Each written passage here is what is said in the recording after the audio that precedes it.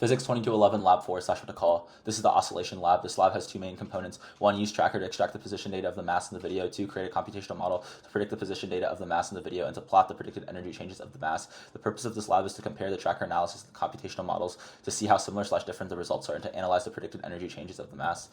Some background knowledge. Newton's second law, the final velocity equals the initial velocity plus the net force over mass times the change in time. Position update formula. The final position equals the initial position plus the average velocity times the change in time. The spring force equals the negative spring constant times how compressed or stretched the spring is times L hat. The energy principle equals the change in the energy of the system equals the work done by the surroundings plus the net heat transfer, which in this case is equivalent to the change in kinetic energy plus the change in the gravitational potential energy plus the change in the gravitational spring energy. And the net force is the sum of all total forces. In this case, it is the spring force plus the gravitational force. The kinetic energy is 1/2 times the mass times the velocity squared. The gravitational potential energy near the surface of the Earth, it is mass times the gravitational constant times distance relative to some reference point. The spring potential energy equals 1/2 times the spring constant times the change in the change in position of the spring squared. The experiment overview. I used the video provided in the pre-lecture videos. The system is the Earth, mass, and spring. There are no surroundings. Computational model overview. In my computational model, I have the same initial conditions for the mass of the object, initial velocity, the spring constant, the relaxed length of the spring, and the gravitational constant as the pre-lecture video. I got the initial position of the mass by copying the start position from tracker. Brief overview of the results. The computational model did a decent job of predicting the actual outcome of the experiment, but was not 100% accurate. The change of total energy remained 0 throughout the entire simulation. In tracker, I tracked the object's X and Y positions at a given time once it was released. To get the location of the mass, I would click on where the center of the mass of the object was in each video frame, and I put the data I gathered into a CSV file so I could compare it to the data of the computational model. And here are the results of my experiment and the computational model. In line 48, I set the mass of the object. In lines 51 to 52, I set the initial position of the object and the initial velocity of the object. In lines 56 to 65 helped me get data from the CSV file. In line 79, I set the constant to calculate the gravitational force near Earth's surface. In lines 82, I set the spring constant. In line 85, I set the relaxed length of the spring. In lines 88 to 90, I calculate the length of the spring, L hat and S respectively. In lines 93 to 96, I calculate the kinetic energy, gravitational potential energy, spring potential energy, and total energy respectively.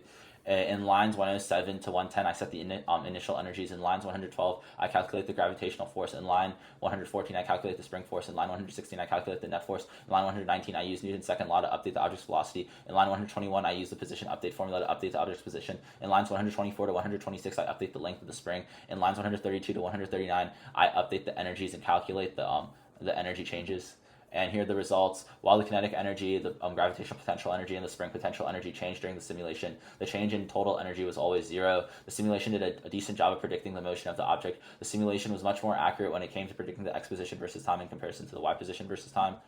And some possible errors, human errors using tracker. Since I had to manually locate the center of the mass of the object in tracker, I may have been slightly off in where I thought the center of the mass was. This can affect the position of the object. Assuming there is no surroundings acting upon the system, I made the assumption that there is no surroundings acting upon the system. However, we know that's not the case. Since I did not account for surroundings, the total energy acting upon the object may not be completely accurate. Additional questions for your model system. Is the energy principle satisfied? Yes, the energy principle is satisfied. This is because there are no forces outside of the system acting upon the system. And we can see this by looking at the plots of energy changes. As you can see, the change in total energy is 0 throughout the entire simulation, which proves that it satisfies the energy principle.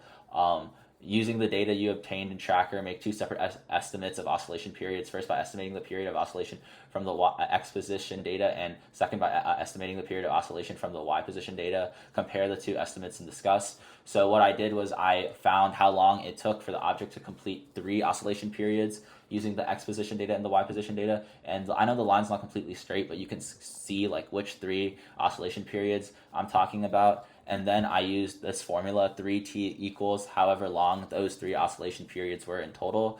And then I divided the total length of those 3 oscillation periods by 3 to get the predicted oscillation period in both the exposition data and from the y position data. And as you can see, the predicted oscillation period using the x position data was slightly larger than the predicted oscillation period using the y position data.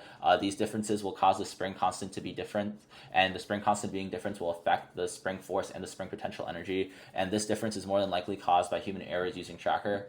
And conclusion, the computational model did a decent job of predicting the actual outcome of the experiment, was not 100% accurate. The computational model was better at predicting the x position of the object in comparison to the y position of the object. The change of total energy remains zero throughout the entire simulation, thus satisfying the energy principle. Thank you so much.